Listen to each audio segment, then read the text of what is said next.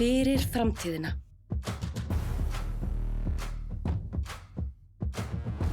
Vinnupallar. Öruggar lausnir. vaffpallar.is. Já, komið sæl og blessuð og verið velkomin. Það eru 38 umferðir sem að byrja hérna. Við erum staddir í Kók-stúdíóinu í húsakynnum fótbolta.net. Við erum að taka upp hérna degi fyrir almyrkva á sólu. Sjálfur heiti ég Sindri Kamban og með mér eins og alltaf er Albert Guðmundsson. Sæl og blessaður, Albert. Blessaður, Sindri. Hvað ætlar að vera á morgun? Herra, ég held ég fari nú ekki langt, sko. Ég held ég rölti bara út á Sæbraut eða Laugarnestanga kannski og reyna að vera þetta fyrir mig þar. Mér skilst það sem spáð rigningu. En maður má ekki missa þessu. Nei, þetta er atburður. Ég ætla að taka klambratúnið á þetta og svo ætla ég að vera með grillveislu. Það er þannig? Já, það var sett í eitthvað spjall sem ég er í, hérna SS-pulsur með eitthvað sólmyrkva pulsur sem eru svartar. Grillveisla í rigningunni? Já, I love a good branding, sko. Já. Þannig að, en við ætlum að gera það hér. Hljóma vel. Já, geggjað. Hérna, enski boltinn, hann er að fara að byrja að rúlla, ekki núna helgina. Hvað er það, 10 dagar? 10 dagar, þetta komið fiðring. Það er að koma smá fiðringur, sko. Já. Það er að styttast í þetta. Þetta er orðið svona áþreifanlegt. Við hittust hérna í síðustu viku, þá leið manni eins og verið svolítið langt í þetta, en nú er þetta bara næstu viku. Já. Þannig að nú fyrir hver að vera síðastur að tryggja sér enska boltan auðvitað og við mælum auðvitað með að fólk hafi samband við Nova og þú fær 30% afslátt af enska boltanum eða með heimarit Nova. Þannig hvetjum hlustendur til að tjekka því. Já, og Doxon er náttúrulega a key. Doxon er key og það er dagskrárgerð sem mögulega toppar okkar dagskrárgerð, ég skal ekki segja en það er allavega draumi fantasyspilarans að horfa Doxon. Já, en við erum alveg getting up þegar við erum komin með komin í mynd og náttúrulega og svo erum við komin grafík hérna, þú bjóst þetta nú til. Liðsnafnið. Já. Besti árangur minn, svo ertu með gleymdi deadlines í fyrra 5 sinnum. Já, er ég ekki aðeins að, draga úr ef eitthvað er? Já, sko, það voru svona einhver svona grásvæði hvort ég gleymdi eða hvort ég leti þetta í hendurnar á almættinu, sko. Já. En þú ert nú aðeins betri. Já, heyrðu, þetta bara, ég er ánægður með þessa tölfræði. Þetta er nú bara svona einhver svona stutt, lítið handrit á okkar bakgrunni, svona fyrir það sem þekkja okkur ekki.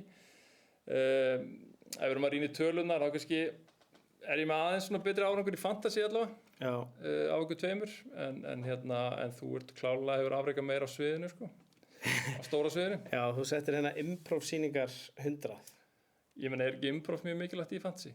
Það er að finna út úr svona erfiðum aðstæðum á staðnum. Jú, það er rétt, sko. Eins og ég talaði oft í fyrra, sko. Mér fannst deadline bara oft mjög erfitt, sko. Já. Og þú veist, það er bara aðstæður og þá er improvið gott, sko. Já. Það með koma sér vel. Já.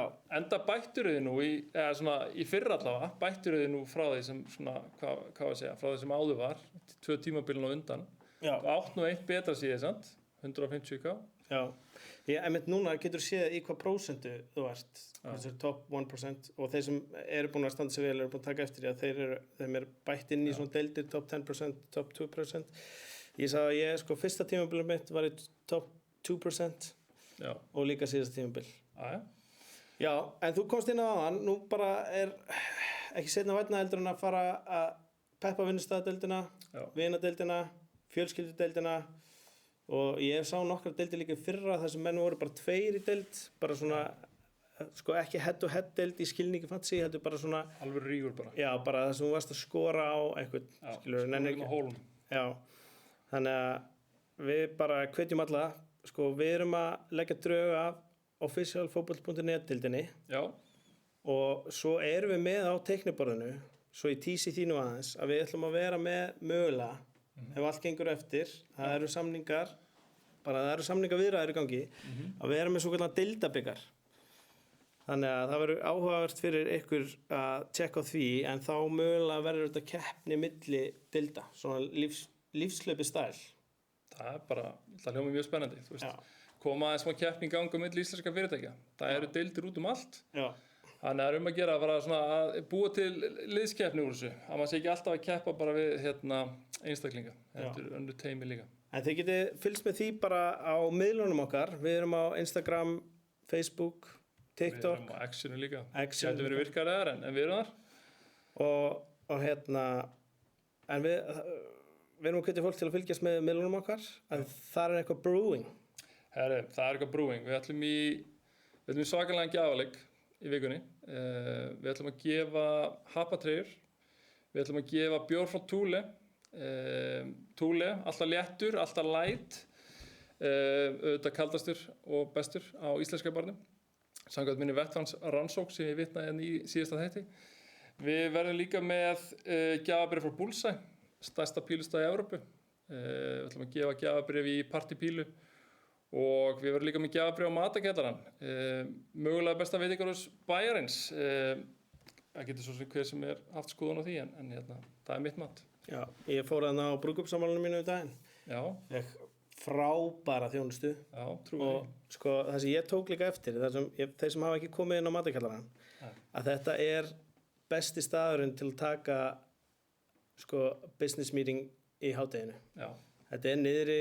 Estetíkin er geggjuð. Já. Og ég sá þekkt nöfn þarna á 101 nafntogaða einstaklinga á 101 lunch meeting sko. Þannig að þið tjekkja á því. Herri, já, fylgist bara vel með á miðlunum. Við launchum þessu bara örugglega beint eftir þátt. Já. En það sem við ætlum að fjalla í dag, við ætlum að taka svona kannski ekki beint á hundavaði, en við ætlum bara að renna yfir það sem er að frétta hjá öllum liðunum. Já. Þú veist, picks. Gæti orðið langur þáttur. Já. En fólk tekur þetta bara í tvennu lagi ef þetta verður langt og bara bear with us. Og við erum að renna yfir þetta í stafrófsröð. Já. Þannig að við erum þá á meistarunum, ekki? Arsenal. Hefur ekki bara vinda okkur beint í þetta? Þeir voru meistarar. Gleymist. Jú, herri.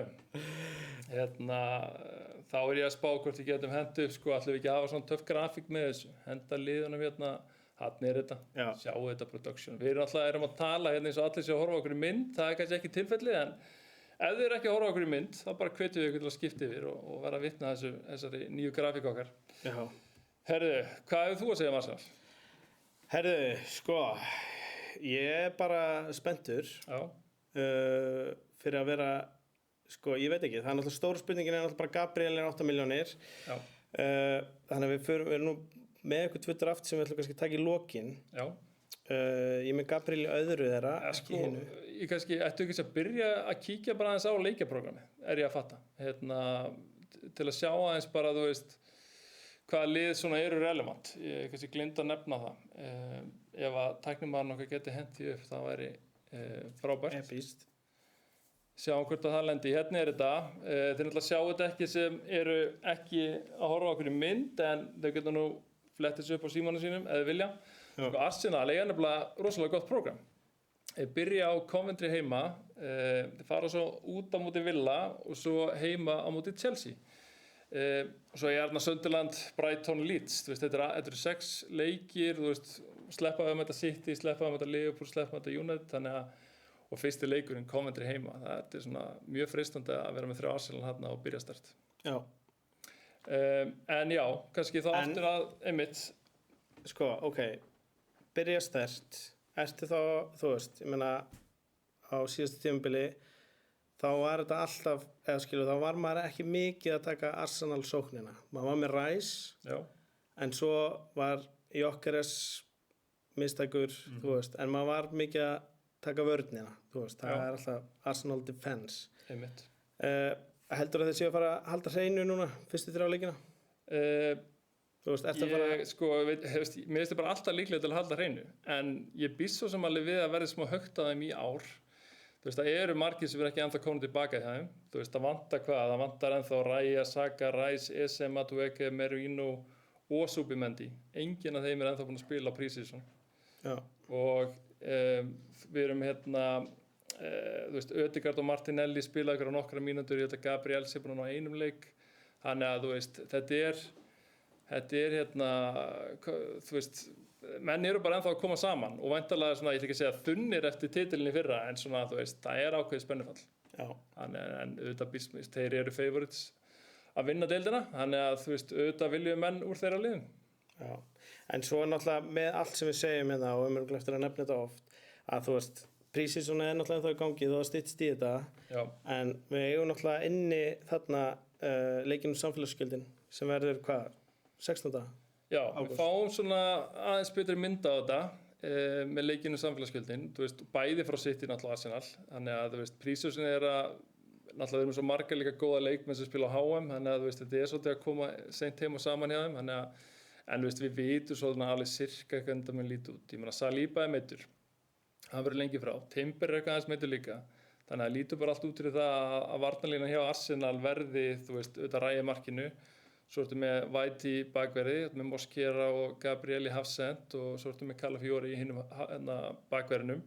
Þú veist, ég myndi svona vera nokkuð viss að þetta verði varnarlínan og ég myndi alveg treysta mig til að taka hvern sem þarna. Þannig að ég held að þú veist, það svona óvenju litlar heldur rotation pælingar á Arsenal svona í byrjun árs bara út af því hvað menn eru einhvern veginn, þú veist, að koma seint til æfinga og út af þessu meiðslavisni sem við ræddum. Alright. En það miklu meiri óvissa fram á því. Þú veist, ég held alveg að Jókeres byrji fram í, en þú veist, kemur ekkert óvart ef að Havertz gera það. En þú veist, ég myndi samt giska að Havertz byrja á miðjunni, en svo spurningi hver með hann á miðjunni. Voru að kaupa Bruno, Gimares, ekki Fernandes, voru að kaupa Bruno og Gimares. Það eru mennarnir eins og Ræs sem ekki komin eins og ég sagði, Subimendi, þú veist hverjir þá starta þarna með hann, þú veist það ekki Miles Lewis Skelly, en nú er verið að orða hann við hvað United og Chelsea, þannig að þú veist það alveg spurningamarki hana, þú veist svo með kantstöðnar, það þessi nýji hérna, hvað hann, Solis, fengur nú nokkar spurningar hann á miðlunum og þú veist hann kostar 6,5, mjög freistandi að taka hann, þú veist frábært value ef hann spilar en hérna ég myndi ekki þora að fara á það sko, þú veist þú ert ennþá með Martinelli hérna, þú ert ennþá með Madueke, þú ert með Esse, þú ert með Trossard farinn en hérna þú ert með fleiri hérna sem geta spila á kantinum.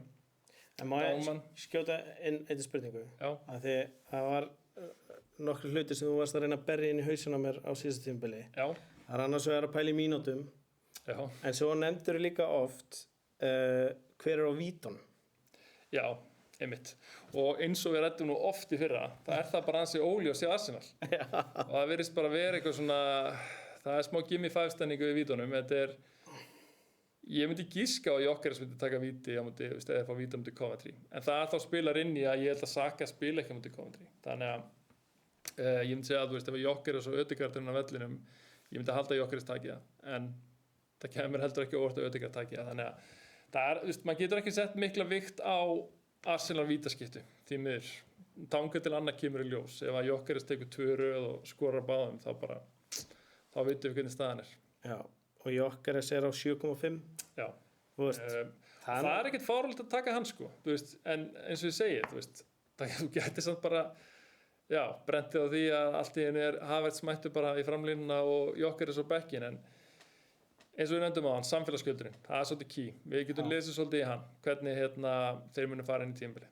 Við erum eiginlega að vona að komi víti þar. Já, vonum að Ødegaard og Jókeres inn á vellinum og þeir fá víti. Herðu, ef við þá ekki að fara í the dark horse of last season. Jú, herðu, Aston Villa, næsta lið. Þeir verið meistaradeildin í ár. Já. Og þeir eru að fara að spila Super Cup þá á morgun á degi almyrkvans. Sko, það einhverjar tilfærslur þarna og aftur sama, veist, þetta er svo sem þema hjá öllum liðum að það eru fullt af mönnum en þá bara koma tilbaka til æfinga. Þú veist, hvort sem þið voru á HM eða voru meiddir eða eitthvað. Þú veist, Martínez ekki byrjað að æfa. Ég heldur sért með Watkins ekki byrjað að æfa.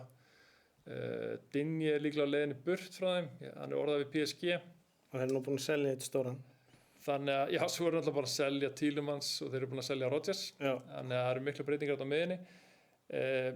Sko, Konsa að vera að orða hann burt. Þú veist, það verið að orða hann jafnvel við Liverpool, heyrði ég sko. Og eitthvað meira. Þannig að sko... Bara skjóta inn í hana. Þú ert náttúrulega mikill Liverpool maður. Já. Ertu spenntur fyrir Konsa? Já, sko, ég segi bara kemst hann í liðið eftir að við fengum þvílíka sendingu frá Katalóníu, Araujo. Já, meinar. Úrugvæska trillirinn, sko. já, en ég myndi auðvitað þykja Konsa, sko, bara solid leikmaður en ekkert meiri en það. Ég finnst það svolítið svona, ég setja svolítið á pari bara við Guehi, þú veist, þegar Guehi fór hérna til City, þá voru Liverpool náttúrulega mikið á eftir honum, þannig að ef að Konsa endar að Liverpool, þá myndi ég segja þetta væri bara svona, já, þetta svona 98% Guehi.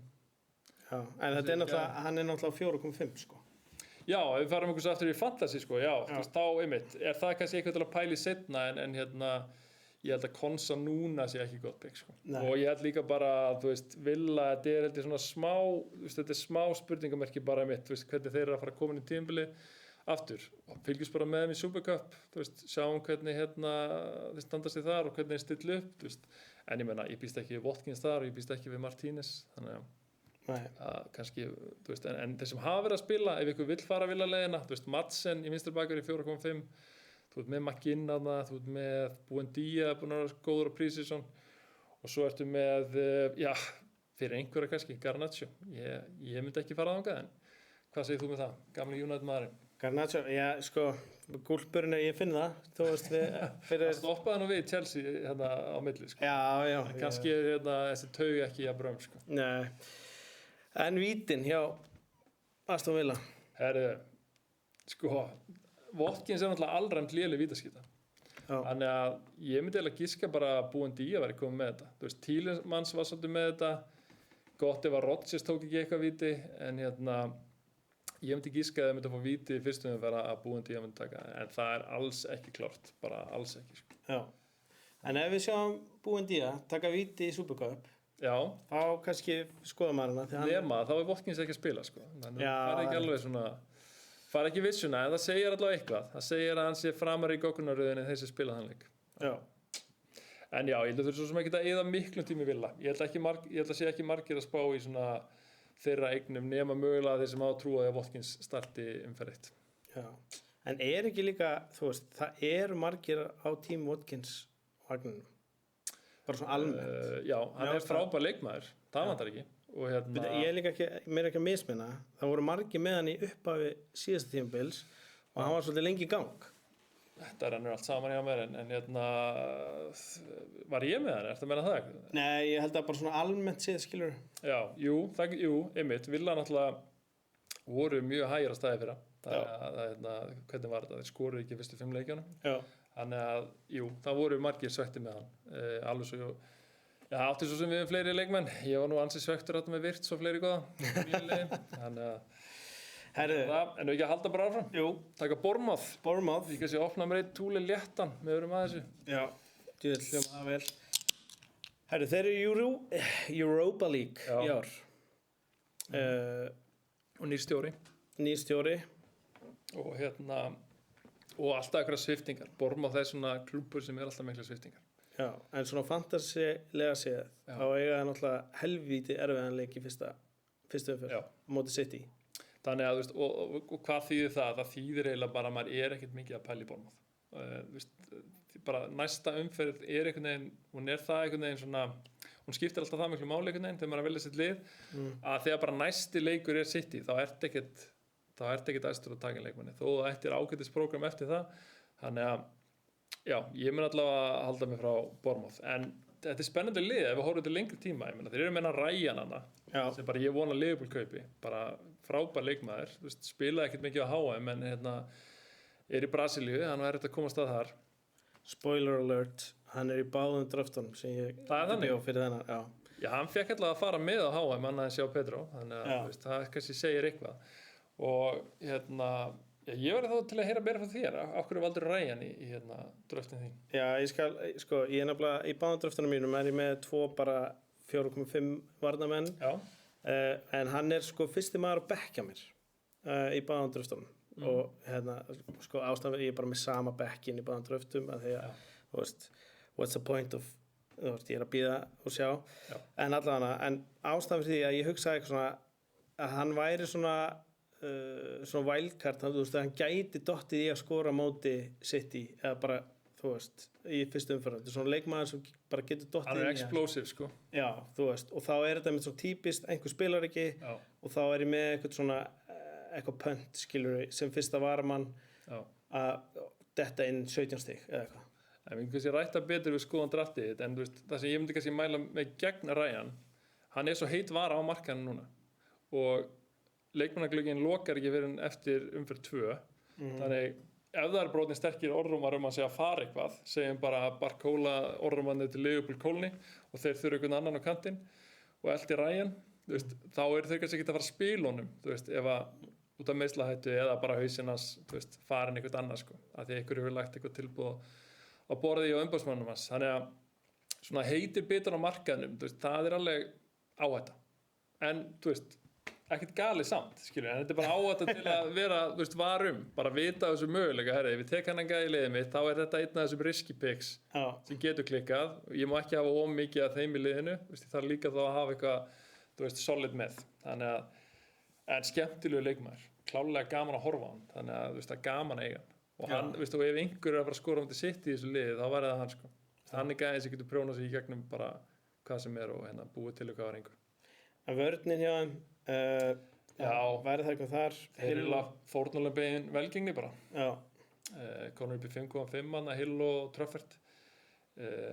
Svo er ykkur aðri hana en hérna, sagt, og Senesi náttúrulega farin til Spurs. Já. Þannig að eins og ég segi, Bournemouth bara, þú veist, ekkert að pæla í Bournemouth held ég umferð 1 sko, nema á sitt Sindri og viljir gamla með Ryan sko. Já. Þú veist, Krúbi Junior meiddur, varst búin að nefna það? Nei, mitt Krúbi meiddur sem var svona heitasti bitinn í fyrra og menn eru orðnir spenntir sko því að búið að breyta hann með miðjumann og hann er ekkert svo dýr, þannig ef hann væri að spila og væri á vítunum, bara frábært pick þegar framlega stundir, en vítin er alveg smá spurningamerki, þú veist, Kluivert var svolítið að taka þið, þú veist, er hann að spila, þú veist, Tavernier hefur tekið eitthvað víti, Evanesson hefur tekið víti, þannig að þetta er svona dreifist þarna á milli, en mörg spennandi pikkarn í Bournemouth-liðinu, en ég held við þurfum að bíða, ekki umferð 1. Herru, þá færum við okkur á suðustunnitina, Brighton, þar sem við hefum nú átt góða ferð. Ætlum við ekki að byrja á Brentford, eða? Herru, jú. Það getur Stafrósu. Já, það meina það. En við, hlakka til að tala um ferðina samt. En hérna, byrjum á Brentford, sko, eitt með Brentford.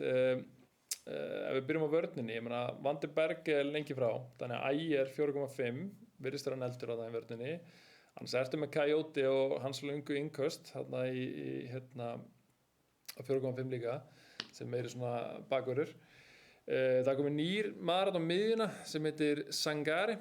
5,5 og er talin vera svona algjör Defcon-vél eins og við höfum rætt, þannig að þeir sem eru hrifnir að þessum Defcon-stigum getur skoðan möguleika.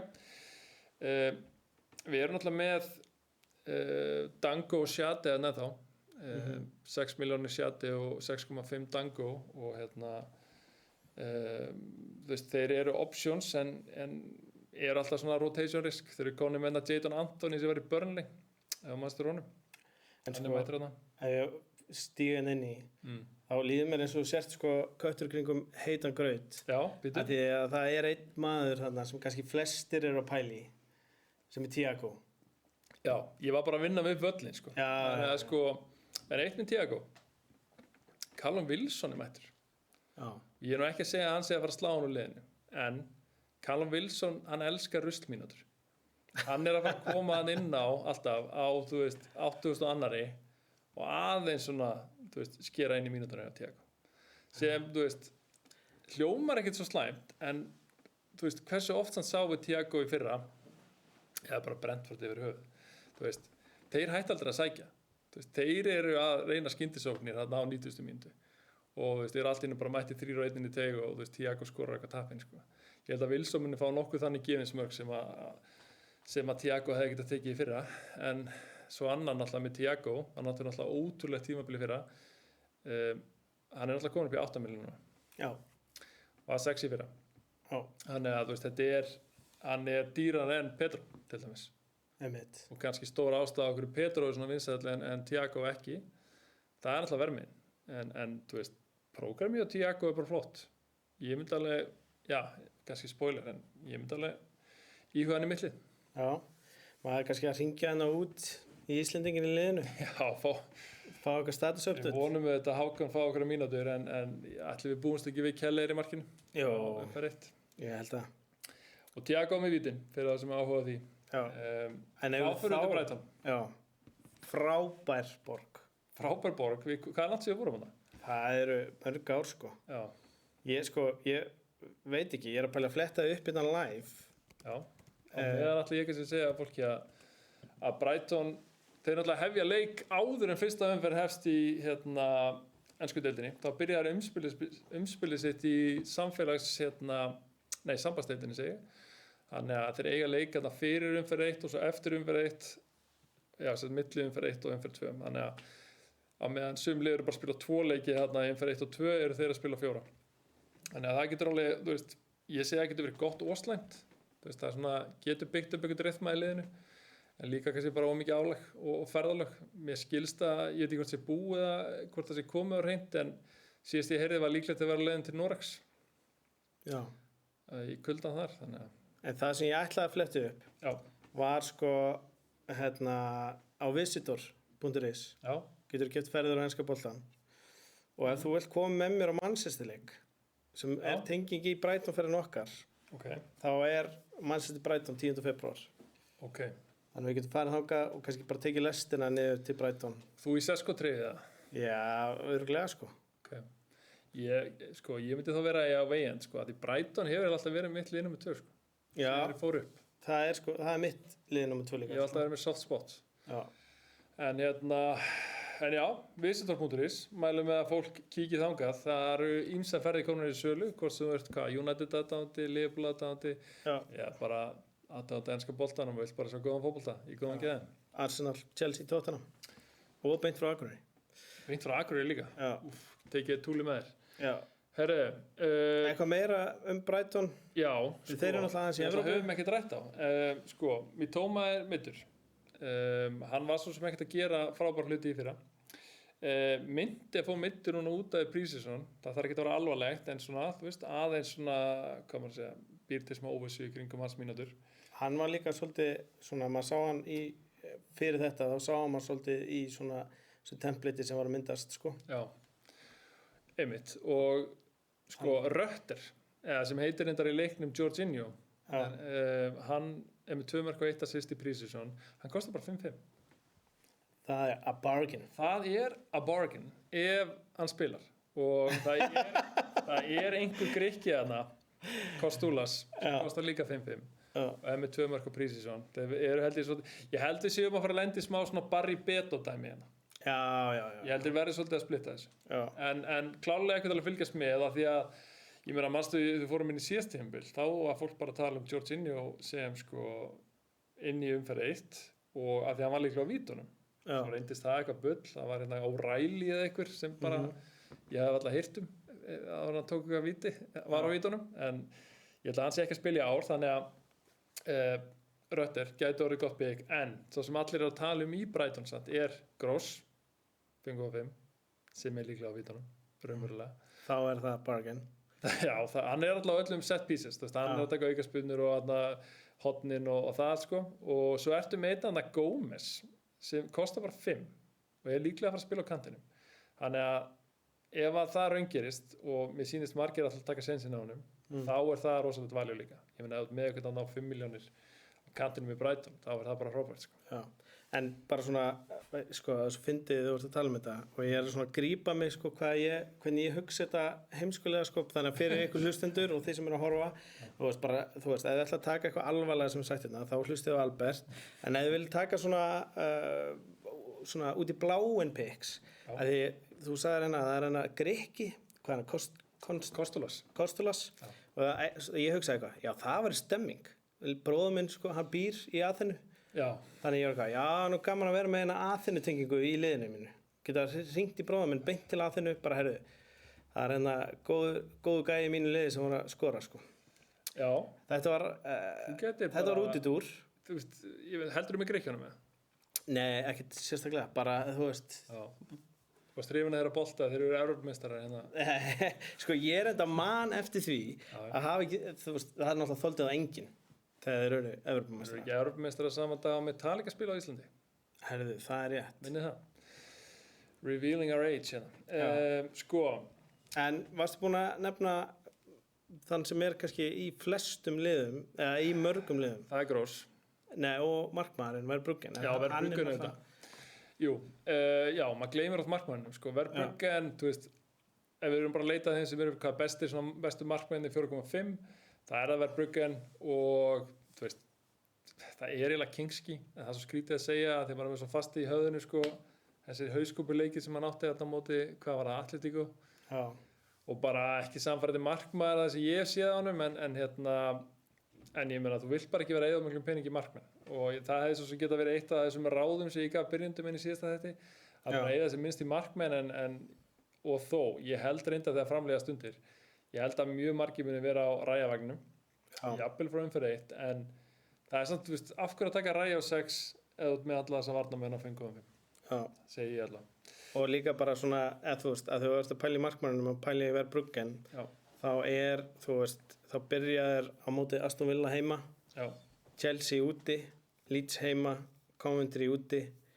Arsenal heima og Sunderland úti þetta er bara gott prógram en sko, við erum bara að tala hálft liðið en það er einn annar sem langar að ræða hérna þeir eru með króatískan hafsend Vuskovic sem spilaði á HM var heldur hérna bara einn af þeim yngstu sem við spilaði hann fyrir Króatíu á HM sko, ég kíkti á ferilinn hans síðustu 3 tímabil 16 mörk í 78 leikjum það er oftar enn í 50 hverjum leik þetta er hafsend sko, stór hafsend og Gross að negla þess inn í úr hornunum og það eru kannski allir með Gross þannig þegar hann fara assist fyrir hornin sín þá þú ekkert að fara mikið upp í töflunni en þú tekur þennan með og farið assistið og markið það er eitthvað veruleiki sem ég vil lifa Hvað heitir hann? Vuskovic og nú er ég að reyna að fletta upp sko, hvað hann kostar sko, hann kostar 5 eina vandamálið og það er alltaf þetta eina vandamál er hann að fara að spila þeir eru með Dunk þeir eru með Strák sem þeir fengur frá Leeds þannig að þetta er spurningamerki sko. En við sjáum náttúrulega áður en að deadline hvernig þeir stillu upp í fyrsta umspilsleiknum sínum í sambandsstillinni þá fáum við einhverja mynda á þetta og hafsendar rótir hann ekki oft þannig að ef að þeir stillu upp Vuskovic og okkur öðrum og haldar hreinu þá fer þetta nú að líta vel út og ástæðan kannski okkur með svona miklum tíma í Brighton er að það er mjög vinsælt að vera með 2-3 Brighton-menn á í liðinu sínu fyrir umferð 1 af því að þetta bench boost í fyrstu umferð er svo vinsælt og þá gengur þetta svolítið vel upp að hafa þá En hefur við þá að fara í Chelsea? Herru, farum okkur yfir í Chelsea. Þeir ætla að taka United-liðinni ár, engin Evrópa. Sko, ég er að pæli að henda hérna bara í sömu spá og Gummi Ben hendi í fyrra. Að Chelsea verið meistari. Ekki bulla, ég er nýbúin að segja í þessu laðarpi. Það ætla að taka einhvern alvarlega hlusti á Albert. Nei, sko, ok, þú veist, ekki það. Bara... Þeir verða upp þér. Er það? Ég hef það mikla trú á Xabi Alonso. Þeir eru yngri í Evrópu. Sjá Pedro, hann er ekki vinur minn, en hann og Palmer eru bara að koma útkvíldir inn í þetta mót. Útkvíldir. Þeir eru komni með 2 reynslubolta, Welbeck og Henderson, til að bæta upp balansinn í liðinu. Þeir verða ekkert að spila allar mínúturnar, en þeir verða þarna á æfingarsvæðinu að deila visku. Og ég ætla að biðja þig eitt núna bara þannig við náum þessari klippu horfðu beint í myndavæluna og segja ég ætla að hendi í spá Chelsea verður meistari. Nei, ég vil ekki hafa þetta klippu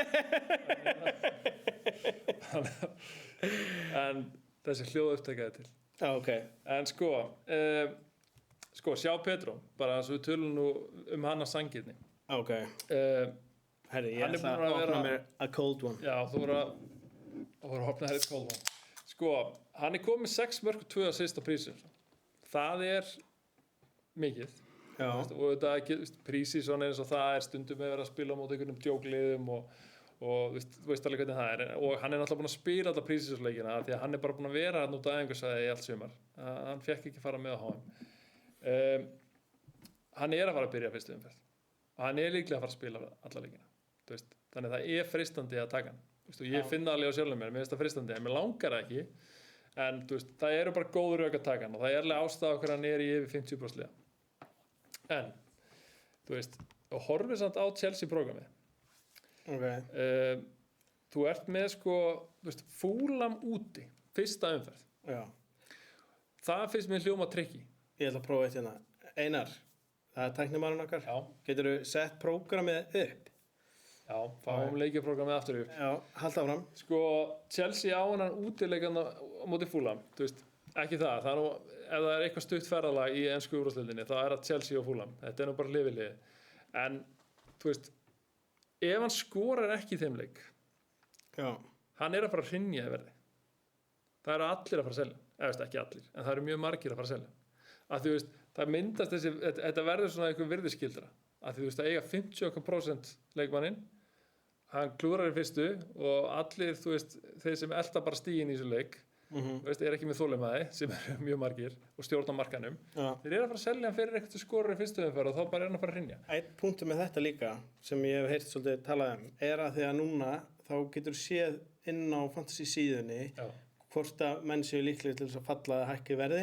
Já. Að þú veist, þá er eiginlega líklegt að því að áður þurftur að fara á einhverja third party síðu til þess að skoða svo upplýsingar og það er ekkert allir sem eru að skoða það. En núna verða allir í því, þannig að þetta geti ítt í svona drastískari verðbreytingar heldur en hefur verið áður, sko. Klálega. Og veist, svo sem ég ætla að nefna líka með þetta er að þeir eiga svo hana Arsenal úti í umferð 3. Já. Þannig veist, þetta er ekkert, þú veist, jú, ég myndi alveg veðja á hann heima á móti Brighton í umferð 2. Gamlir hérna félagar og alltaf þessi kenning að þú skorar alltaf á móti þínum fyrir félögum. En, þú veist, Fulham úti fyrsta, ef það klikkar, þá er hann bara í vesinni. Þá þarf, veist, hann verður hann skora til Brighton. Já. Þú veist, sérstaklega ef hann klúra fyrstu tveimleikjarnum og fari útileika til Arsenal. Veist, þá er hann að bara hrynja það bara meira en Virts var að hrynja fyrir mig fyrir, sko. Já. Þannig að mér finnst spennandi að fara gegn honum. Þó ég, þú veist, að vitandi að hann gæti, veist, auðvitað getur hann skora til Fulham. Auðvitað getur hann skora til Brighton. Og ég myndi eiginlega svona bakkan gegn Brighton allavega. En Fulham alveg leikur sér tilbúin að taka sénsina. Og og ég held ég muni gera það og í hugan, veist, ef hann bara lítur fárlega vel út þá tekið hann í umferð 4 þegar hann heimurleika mútið Hull það er mín pæling með Pedro en aðri menn í þessu liðu þetta er náttúrulega meira en Pedro kannski eitt ég ætla að segja með Pedro veist, hann er samt ef við horfum í vefbankana ég meina Epic er til dæmis á Stuðland sem bara 4. líklegast til að taka gullskóin. Já, það er svoleiðis. Já, þannig að þú veist, og við vitum að það er að taka mark á þeim, þannig að Epic er náttúrulega vinur okkar og verða með okkur í vetur. Þeir ætla nú að stuðla fantasy líka og þeir verða auðvitað með fantasy deild líka sem við munum hjálpa þeim að kynna síðar, þannig að bara... og fylgjast með bara. Og fylgjast með. Þannig að það er kannski eitthvað til að taka mark á, að hann verður í baráttu með gullskóin þó að auðvitað er eitt sem er langlíklegast til að taka gullskóin og það er Holland. En það sem ég ætla að segja meira með Chelsea var þú veist, Palmer hann er búinn að vera kaldur í pre-season og hann var kaldur í fyrra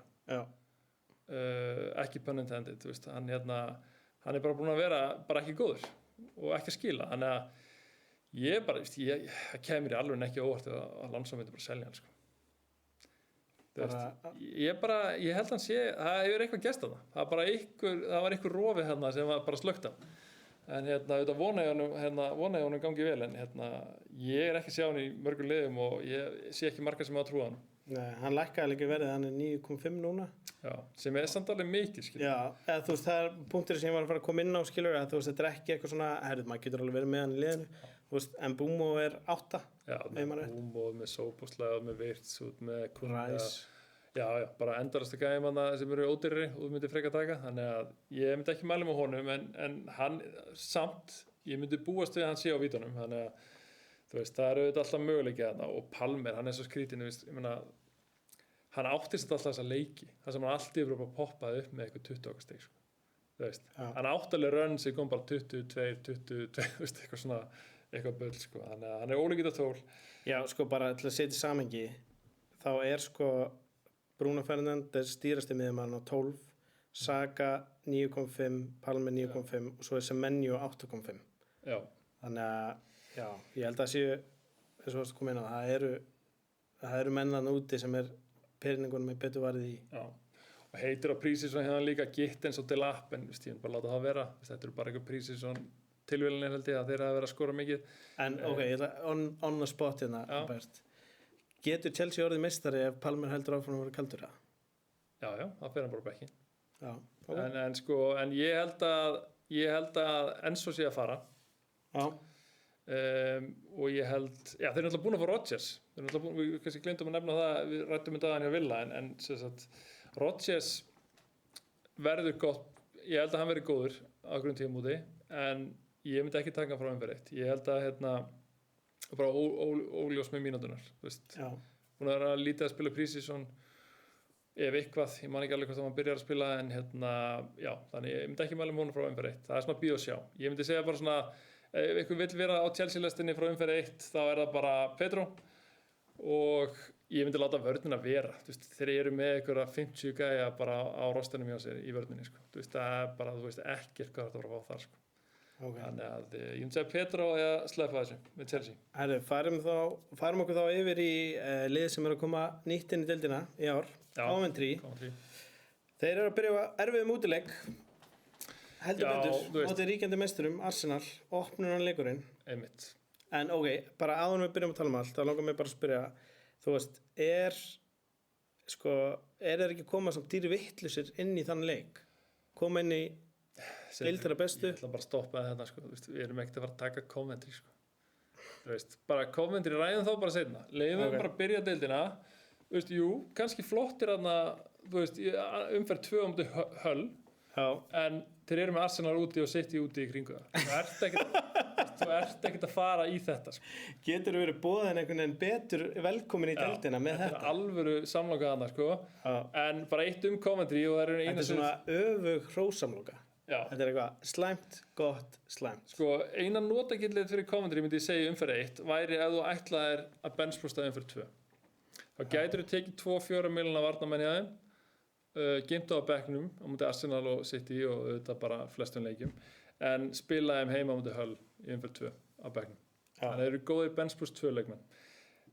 Þeir eins og allir aðri nýlegar eru bara með alla sína varnarmenn á 4 milljónir.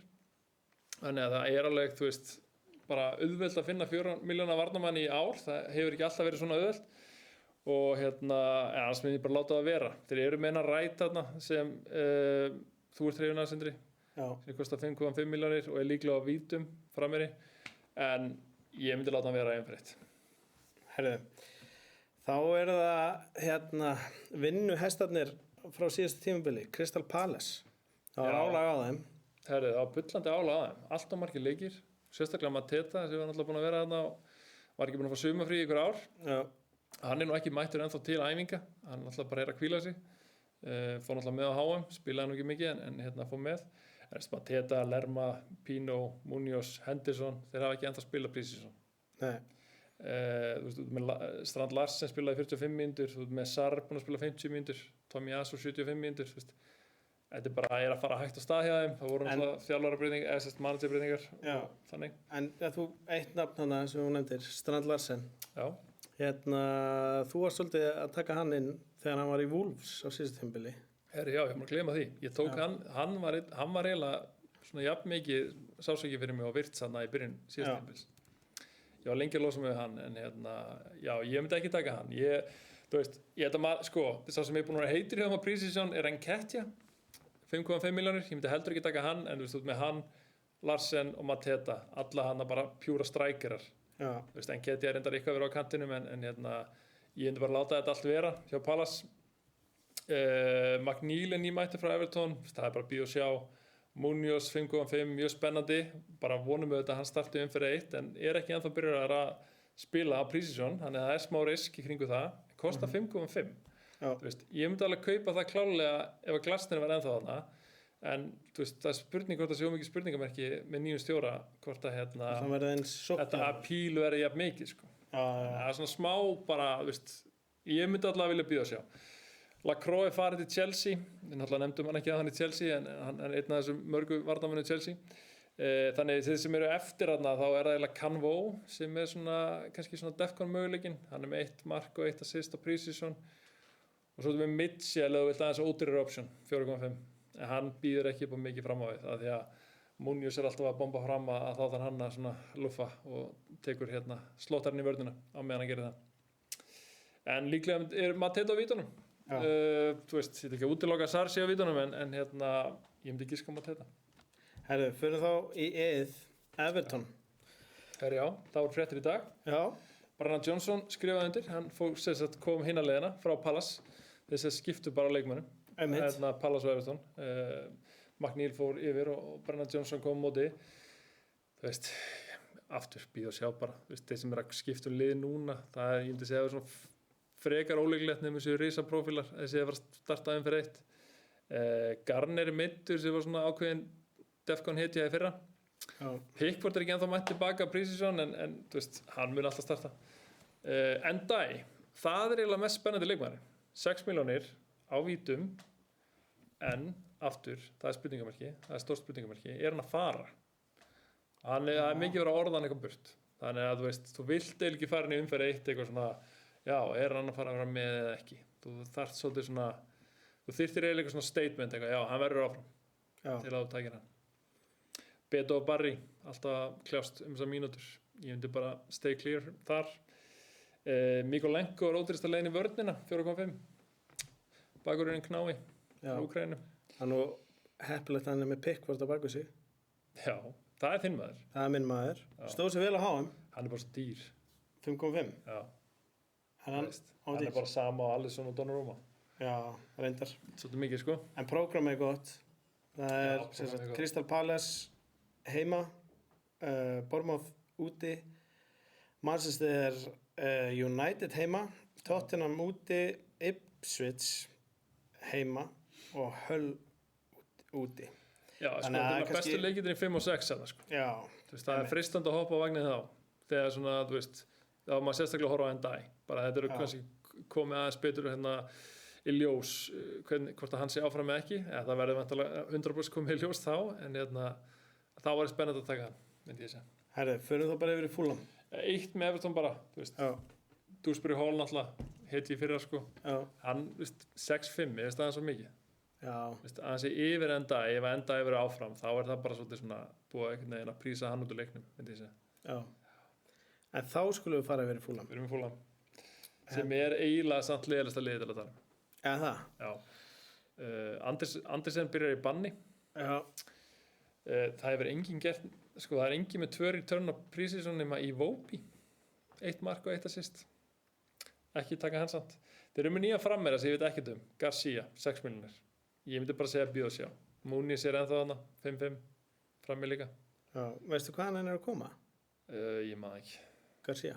Sko, hann er alltaf komin í stjóri hana, Arbeloa, fyrir hérna Liverpool og Real Madrid hérna leikmaðurinn og West Ham. Þannig að ég held að þetta sé eitthvað sem hann er að taka frá Madrid, sko. Hvort hann allavega Madrid hafi 8. Ég verð að viðurkenna það, ég veit ekki hvað hann spilaði fyrir það. En hérna, hvort hann hafi verið hjá einhverju varalegan í Madrid eða ekki, sko. Herru, from Real Madrid. Já, spilaði hann eitthvað? Yes, ég bara sá eitthvað fyrirsögn. Ég bara googlaði þetta til að setja sig á réttu. Við höfum að halda sjó hérna, eins og maður segir. 2 menn sem ég held að gætu orðið valjú, síðan mér. Bob og King.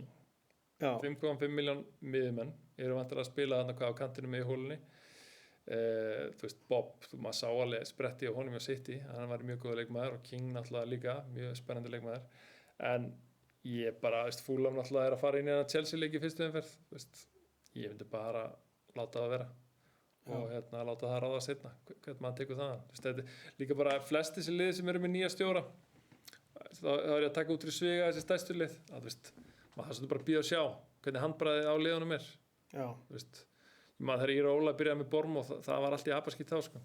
Þannig að allir skita rekin hérna á tímabili en svo náði hann að snúi sig við og allt leit frábærlega út og hérna vonum bara að hann byrja hans ræður í Liverpool. Herðu, þá erum við komin á annað lið sem er að koma nýtt inn í deildina. Hull. Já, ég ætla bara að segja að sleppum bara að tala Hull, sko. Já. Þú veist, þeir lendi 7. sæti í Championship fyrra og náðu að klóra sig í gegnum playoffs. Já. Og hérna komast upp. Þeir fengi á sig 66 mörk. Það er meira en Oxford fekk á sig sem fjall. Ég sá sko einhverja tölfræði, einhver sem var að greina þessi 3 lið sem eru að koma nýju inn, sko. Já. Að hérna þú veist, þeir voru að þeir var mikið talað sko Aston Villa sko expected points, hvað þeir væri í töflunni hefði það fyllt. Já. Sú tölfræði hjá Hull í fyrra var bara galin, sko. Þeir áttu að falla. Já. Eitthvað svona, en þeir bara náðu að halda einhvern veginn að þú ert að tala þegar menn eru að outperforma sko, tölfræðina, að það alltaf blaðra sem springur sko, og bara svo blaðra sprakk ekki hjá Hull, þannig að og það var einmitt bara keep away sko, að því að ég held að á einhverju tímabúndi held ég að vera gaman að eiga McBurney. Það er eiginlega bara markmið sem ég er búin að setja mér, að eiga allavega eitt markmið með McBurney í vetur. Já. Hann skoraði 2 á prísisson, skemmtilegu karakter, 5-5 frammeri hjá Hull, en já, við verðum að bíða og sjá. Við erum ekki að fara að hoppa á þetta fyrir eitt. Fyrsti leikur um United, þannig að ég held að Hull verði liðið sem við kaftinum rosalega mikið á móti. Já, en núna aftur, hvernig ég virkaði, því ég sko, þeir með eiga það samt, þeir með flottasta merkið. Já, þetta er... Hvað, er þetta tígristýr eða er þetta panther eða hvað? Er þetta ekki svona, já, vá, þetta er eitthvað blanda, sko. Já. Ég er bara að vera að viðkynna það, ég veit það ekki. Og sko... Jú, er þetta ekki kallaðir Hull City Tigers? Jú. Kallaðir The Tigers? Og sko, fyrir sko áhugamenn og þið sem eru að hlusta, sko, þá hvet ég ykkur til þess að googla merkið, af því að það sem ég sé í þessu merki er sko að hann er með gamla bónus augað. Það var svona aðeins eitthvað skrítin grafíkin í kringum augað, sko. Sem var alltaf gamli bónuskrík, sem var alltaf eitthvað eins og hann væri svona aðeins tipsy. En eigðum ekki meiri tíma í það, fyrir mér annað promoted team. Ekki það, þetta er eitthvað nýtt rýbrand, þessi tígur, sko. Þetta hefur nú ekki alltaf fylgt þeim, en já, höldum áfram. Ipswich, annan nýliði, sko. Þeir eru góðir fyrir Bench Plus 1. Já. Af því þeir eiga Sunderland heima. Og sko, ef það er eitthvað lið, við vitnum nú aftur í Stuðlan og Epic, þá er líklegast að liðið til að falla fyrir utan nýliðana, það er Sunderland. Þeir eru að fara yfir í Evrópukeppni. Þeir voru í bölvuðu basli í lok tímabilsins í fyrra. Þannig að þetta verður erfitt síðan fyrir Sunderland. Það er klart. Og Ipswich á heimaleika móti þeim, mæta hann að brjálæði til leiks í fyrsta leik. Og eins og með hinna nýliðana, þá eru allir varnarmennar á 4. Þannig að O'Shea er vinsæll, Davis líka sem náði sér einhvern veginn í 2 mörk og 1 assist á prísisson, 4 miljonar varnarmaður, það hljómar auðvitað spennandi og annars er Diop þarna líka, Greaves, allir 4. Sko, prógrami er ekki auðvelt, samt, hjá þeim, en Bench Plus 1, þá getur við nota ódýru varnarmennina fyrir 1 og svo geimt það bara bæknum. Annars bara bíða og sjá, ég las einhvers staðar að þessi Clark 5,5 miðjumaður væri líklega með vítin en ég sé það ekki dýrar en ég keypti það, sko.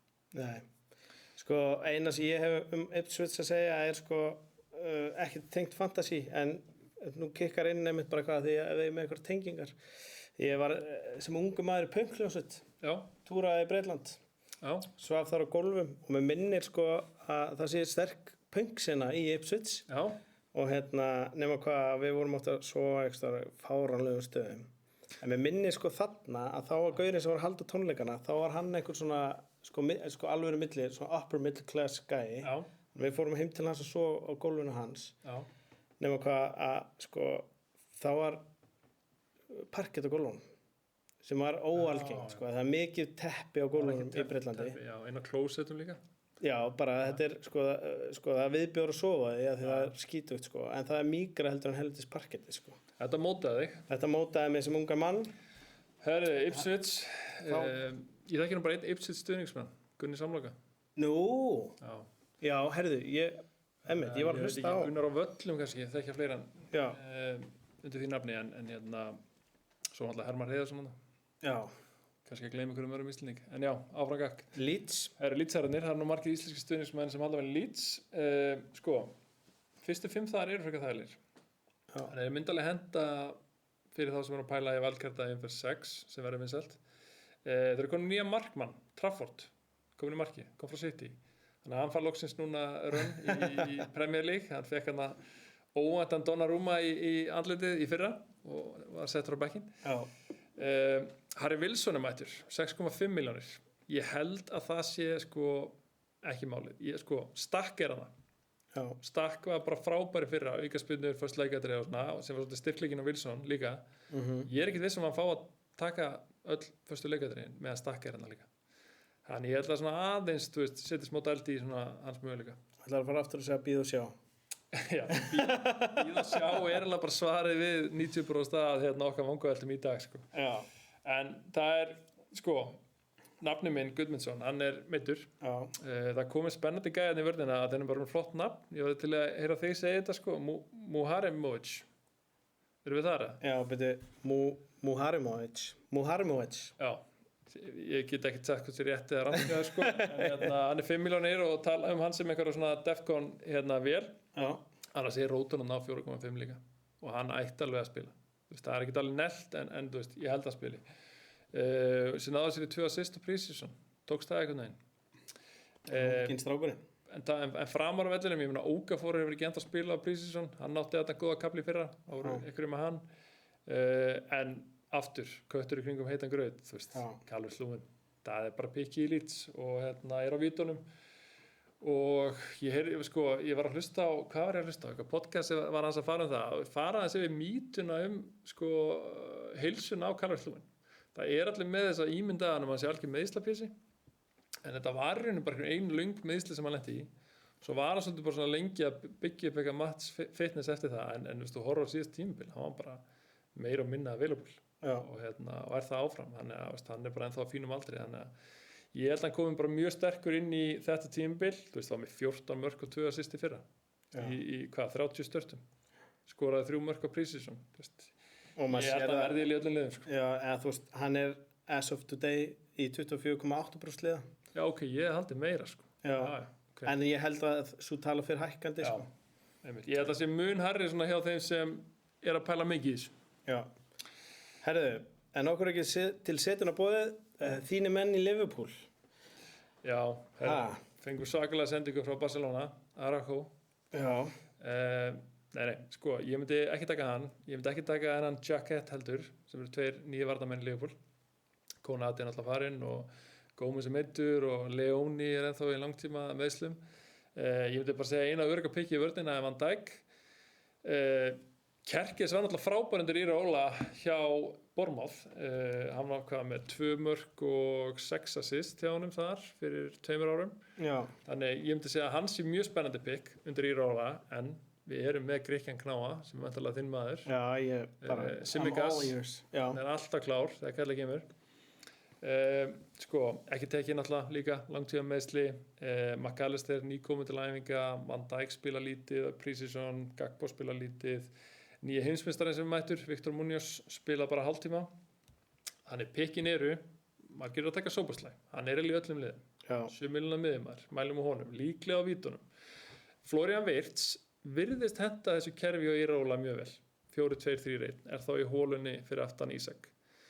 Ísak frammi, verður líklega góður, en dýr í fantasy. Kostar 9.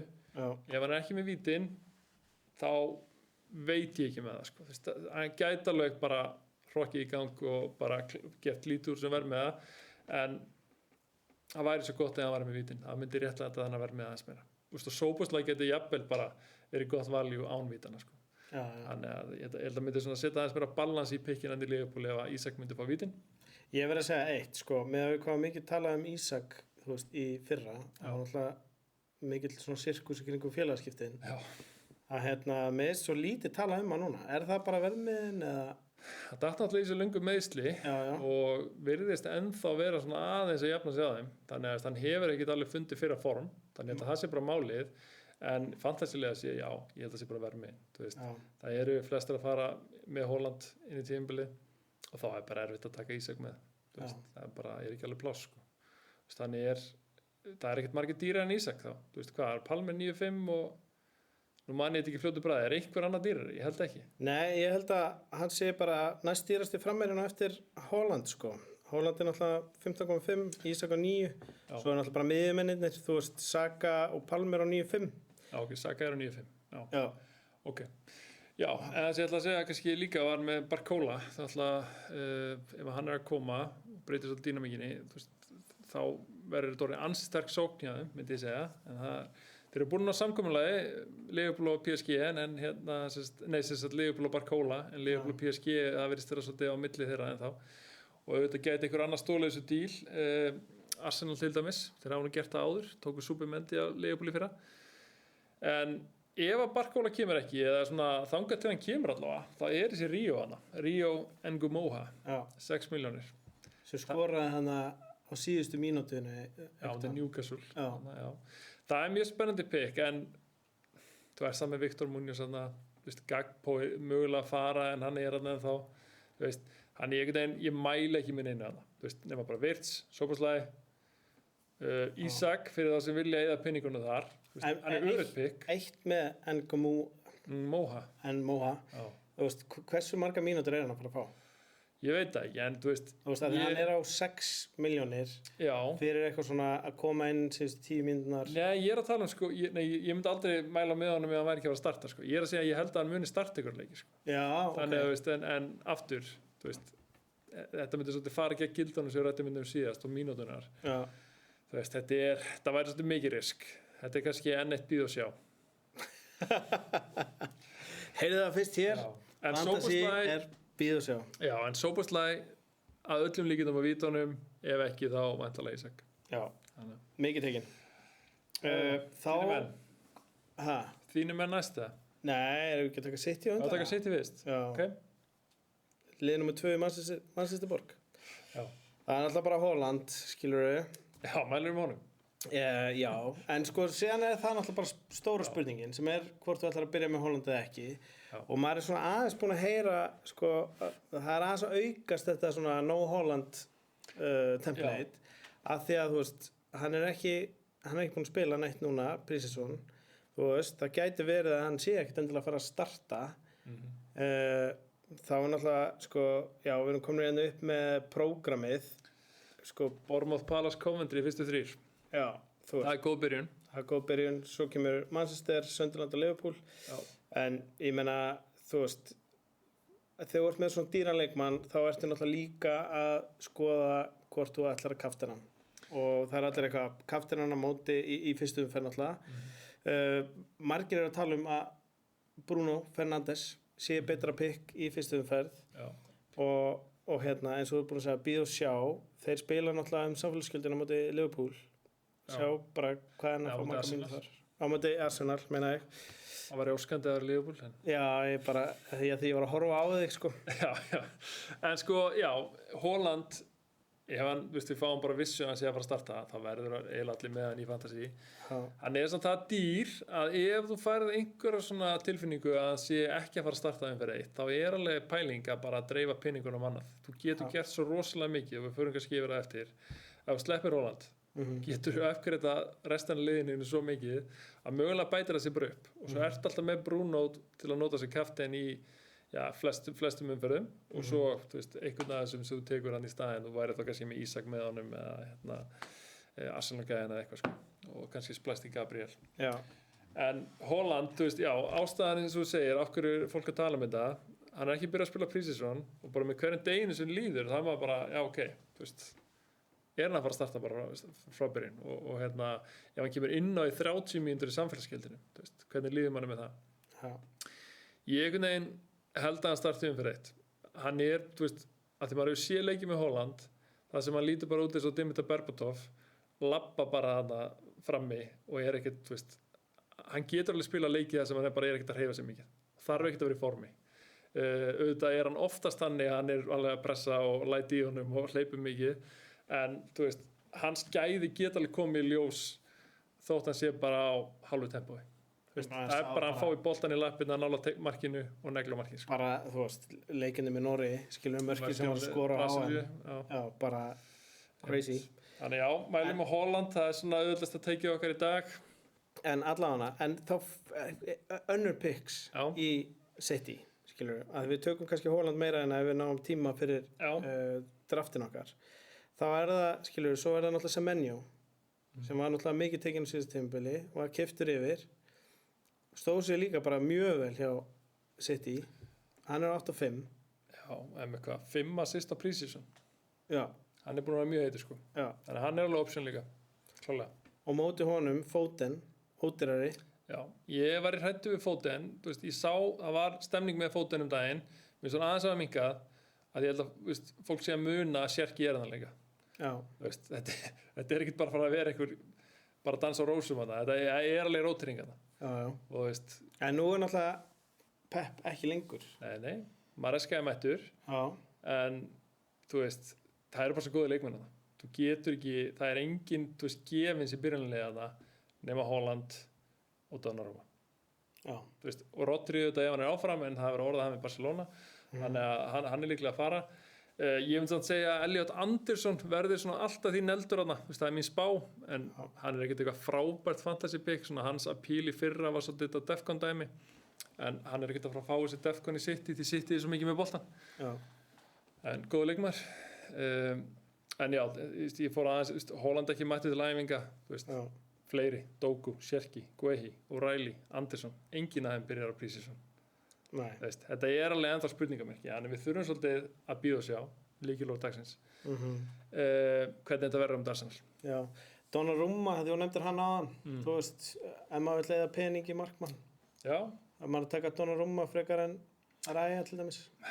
Ég myndi frekar taka Raya bara því þú veist, þetta svo proven dæmi í Arsenal þetta bara svo solid vörn, Maresca nýr eins og við nefndum aðan, nýr stjóri, þetta alltaf smá í mótun þannig að ég myndi aðeins býða með það ég væri spenntar að taka eitthvað eins og O'Reilly eða eitthvað sem geti gefið mér eitthvað fram á við en ég myndi ekki þóra að færi það umferð 1 nema að myndi bara starta samfélagsgjöldin og standa sig vel þá myndi ég þóra því. Hreindýrið sem var talk of the talk hann er líklega að fara sko þannig að það var orðað hann við Forrest það kannski segir margt hvernig tímabili á honum fór í fyrra en ef að Rodri fer, þá ennum verið að tala að Enzo geti komið. Og það líka verið að orða á við unga marakosska strákin hvað heit hann, Boadi, ekki? Sem sló hann í gegn á HM. Já, það er svolítið City, þetta er svolítið bara Haaland og ef þú vilt taka áhætt, Semenyo, klálega næst besta pickið. Ég myndi að segja allt umfram það að sé áhætta, sko. Foden, áhætta. En ef við þá ekki bara færa okkur í aðaliði í Manchester United.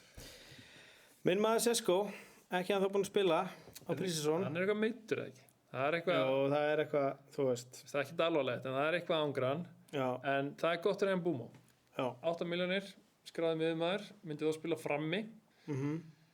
Það myndi alveg frista mín, sko. Já. Hann er glæsilegur leikmaður. En Cunha? Ég minni þetta undir honum. Nei. Þú varst svona aðeins að taka hann í fyrra samt. Ertu brendur? Já, það fór örugglega ekki vel þess að það ekki að síða.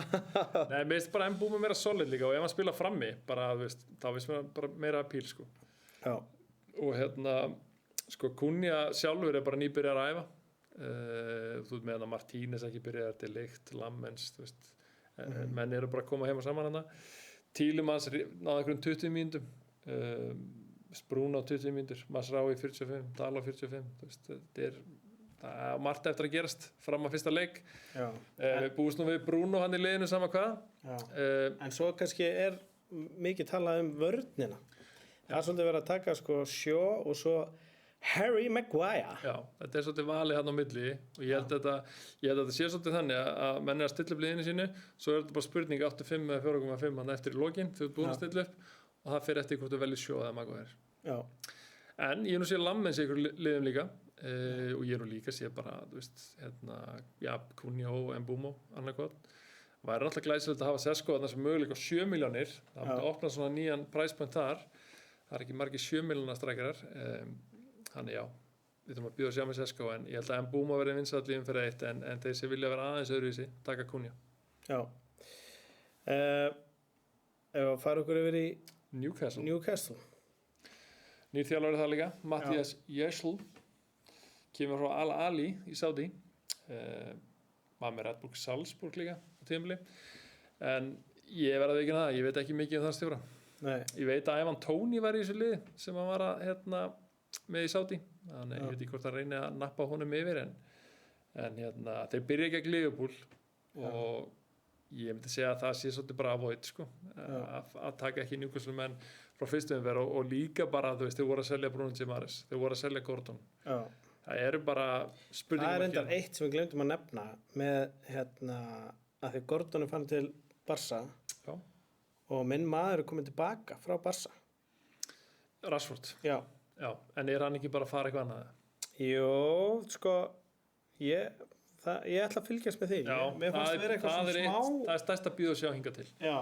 Það er Rashford. Já. Það væri nú gaman ef hann kæmi inn í. Tökum hann ekki, ég var reyndar að rifja upp núna því Araujo er komið til Liverpool. Sko hann er með verð Já, hann er skráð, hann er leikmaður United. Já. En ég 7 milljónir. Ég ætla bara að segja að þetta myndi mig á það sko, því ég fór að leik með Barcelona í vetur og þar, þau voru ekki alveg mest sterkasta lið, þau voru samt alveg með Rafinha inn á sem var bara geðugur og skoraði þrennu í mann rétt og laði upp ykkur 2 önnur eða eitthvað. En það voru ansi góði menn á bekknum og ég átti hann að mynda hann á bekknum, þar var hann að Araujo, ég leik með það liðið búin að hita upp. Hliðina á hann var Rashford að gera drillur, þar fyrir hann var Lamine Yamal og fremstur Ferran Torres sem skoraði sigurmarkið á HM.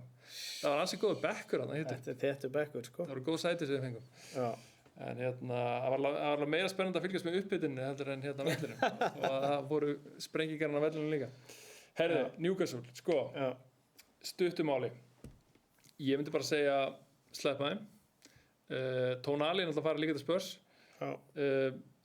Þú veist, það er meiri sem smá óvissa hver byrjar í markinu. Við vorum að fá nýjan markmann, Hornacek, sem minnir mig NBA-leysindi og svo ertu með Pope. Báði 5, bara líka dýrir, skilur, Newcastle varnarmenn. Frammerinn og Súla var alltaf búin að eigna sér þetta í fyrra, en þú ert með vissa hann ennþá, þú ert með Voltimati, þú veist, bara óvissa. Ég myndi svona segja eiginlega en eldasti gæðin að það sé bara Barnes, 6 milljónir á kantinum, en þú veist, mér finnst það ekki spennandi. Nei. Og þau voru að kaupa einhvern nýjan gæði sem ég veit ekkert Túri, sem á að fara á kantin líka. Bara, ég myndi bara sleppa Newcastle, bíða og sjá. Siggi Sögur og félagar, bíða og sjá. Herðu, en þá það skóraksmenninir í Nottingham Forest. Já. Herðu, keyptu mann í dag sem ég veit ekkert Diomande. Varnarmaður frá Sporting. Já. Forest er náttúrulega, það er ólingitaklúbbur náttúrulega, skrautlegur eigandi. Morgan Gibbs vætir hann 8 milljónir. Er það ekki mikið það? Jú, það er ómikið. Og ég er ekki svona viss hann sem er vítinni þegar Wood spilar. Þú veist, þetta Wood sé vítaskeytan og svona, en hann er oftast á bekknum þannig að þá held ég að Gibbs White sé með þau. Og svo ertu með Igor Jesus og þá erum við að tala um þetta öfugt. Hann er 6 milljónir. Ég er alveg lúmspennandi en þú veist, væri svo gott ef hann var með vítin líka. En virðist ekki vera með þið. Þannig að þú veist, það mun alveg koma tíminn sem við viljum eiga hann og en þú veist, og einhverju verða með hann þetta í umferð 1, þú veist, kannski einhverju sem vilja gamla gegn Calvert-Lewin, getur tekið hann. En ég held ég takk hann ekki. Sko, Nico Williams líka, Nico Williams, það er svona vinsælasta pikið í Forest. Hann nefnilega, að því, hvað gerir Nico Williams? Hann spila hægri bakvörð og er sókntjarfur hægri bakvörður. Hver er að þjálfa Forest núna? Glasner. Hvað gerir hann með Muniz í fyrra? Leiði hann að bomba upp völlin. Og ef hann fer að setja Nico Williams í ykkur svipaða pælingar, þá geti það bara verið veistla, því að Nico Williams er alveg sanna það, bæði fyrir Liverpool og Forest, að hann er stórhættlur hérna sóknarlega. Getur þetta líka verið stórhættlur varnarlega, það er það. Og hann er á 5 milljónir. Hann er á 5. Þetta er bara mikil pæling að taka Nico Williams. Já. Ég myndi alveg mæla með honum, en ekkert meira að segja Forest þetta er bara, maður veit ekkert hvað þeir eru að fara að mæta með, sko. Herðu, annar lið sem er í Europa League í ár, Sunderland. Já, en eins og við nefndum að menn eru ekki að spá þeim góðu gengi. Lefebvre, mér leiði vel með hann í fyrra, þú veist, hann er þetta klúðraðinu mikilvæg víti fyrir mig, en hann er á vítunum hann, kostar hvað, 6 eða ekki, 6 milljónir. Og miðjumaður, hann geti alveg gert góða hluti, en ég held ég láti bara Sunderland vera nema pre-season. Aldrei að treysta pre-season, en það er gæi þarna sem heitir Hume, varnarmaður, 4,5. Hann er bara búin að spila start og stöðugt framalega á kantinum allt pre-seasoni með mark og assist á pre-season. Ef það virðist allar að staðan, þá er það held ég svona að fara að vera ykkur Lundstram light þetta tímabili. En það sem ég óttast er að þeir kaupi nú bara eitthvað og hann fer aftur í ykkur róteringu við Mukiele hann í bakverðinum og þeir voru að kaupa Thomas Munier líka frá Lille eða fenga frýtt. Þannig að það er ykkur samkynni þar. En Ballard er náttúrulega þinn maður. Þú veist með hann í umferð 1 í fyrra ef maður rétt. Hann er náttúrulega bara, þú veist, Defcon möguleikar og góður í boxinu en Sunderland verða held ég bara ekki góðir þannig að ég veit ekki hvort þau að treysta þeim. Nei, en það er kannski einhver pæling þú veist, ég meina, þeir eru góða fyrstu 2 þannig að þú ert í einhverju svona Ef þú ætlar að vælkæta í til dæmis 3 klárlega að taka Sunderland, þú getur tekið Lefebvre, þú getur tekið bara Svensson og Brobby þú veist frammi, 6 milljónir Isidor Nei, ég held ekki. En sko, ég myndi segja, já, Sunderland þú veist, aðalega bara allra valkvæta einn fyrir 3, Já. annars sleppa. Herðu, þá eru stórliði sem bjargaði sér Það er síðasta liði, við erum komin bara hérna Já. á botnin. Ég Ég veit meina ekki hvernig ekki þannig. stundum skilja þetta. Þeir unnu félagskiptamarkaðan alltaf, ef við erum að Já. tala í hérna, money spent, sko. Já. En það þurftu þeir að gera eitthvað. Já, sko, Robertson, Tonali, Matheus Fernandes, Van Heck og Senesi, konur inn. Já. Og fleiri á leiðin, held ég. Já. Það er nú verið að orða Spence í burtu og Romero jafnvel fyrirlegara. Það var að orða hann við Arsenal, ég veit nú ekki hvernig er tekið það í Norðurlöndunum ef hann myndi fara sig yfir. Það er verið að tala um einhverja Gabriel Heinze tengingu þar. Þess Gabriel Heinze er hérna aðstofamar Arteta Já. og þeir eru félagar úr argentíska landsliðinu. Já. Hann sé einhvern veginn að lokka Romero yfir þar og já, ég er bara aftur að sjá það gerast en En sko, trúið ekki alveg. bara einmitt, til þess að þessi gamla tugga býð og sjá. Þú ert að taka inn svona marga nýja leikmenn, skilur við, er þá ekki einmitt bara eitthvað, við veitum ekki alveg nákvæmlega hvernig hlutin spilast þarna. Jú, og ég meina, De Serbi er svona frekar nýr stjóri en ennþá, tók Já. alltaf við á miðju tímabili. Mikla leikmannabreitingar og þú veist, ég get ekki sagt einhverju að fara að byrja fram með hana. Þú veist, þeir eru með eitthvað Solanke, Matthijs Tel, Richarlison, þú veist, þetta er... Richarlison er búinn að spila eitthvað á Prísisson. Já, en ég held að hann fari, þú veist, hver er staðan á Mattisson? Já. Kútus, jú, flottur, en mér finnst hann alltaf spila á einhvern veginn og utalega, sko. Mér finnst hann ekki alveg svona mikið gólfrætt í honum. Byrju, en ungi hérna sem þú varst ekki nógu sáttur með í fyrra. Hvað er hans? Stóluðu mér. Ungi Tottenham leikmaðurinn. Já. Kíkjum að sjá hver er í Tottenham sem ég er að gleyma. En þú veist, þeir ætla sér að vera ofar. Xavi Simons. Já. Hann er eitthvað, betur hann ekki bannið það? Nei, hann er meiddur, já. Óvískun að hann kemur aftur. Já. Þú veist, þú veist, með Gallagher, þú veist, þetta eru bara svona skrítin hópur og svona enginn sem einhvern veginn öskrar á mig sem gott fantasy pick. Þannig ég held maður þurfum bara að sjá hvernig De Serbi ætlar að stilla sig upp. Þegar hann fyrir að stilla Mattisson upp í hólunni bara alla leiki, jú, þá klálega hef ég áhuga á því. En á meðan þetta er svona mikil óvissa í kringum þetta, þá hef ég ekki áhuga, en annars held ég að besta pikki svona, ef þú myndir horfa yfir allt sísoni, verður líklega Pedro Porro. Já. Mjög sókt hér bakurir og var að slysast í ykkur defkonstigi fyrir þeim hann rétt. Þannig það er klálega möguleika þar. Já. Annars, já, Tottenham, ég myndi bara sleppa þeim til að byrja með. Ég meina, Senesi er komin hana, þú veist, fórnalambegin velkingli líka eins og hinn er Bournemouth-leikmennir.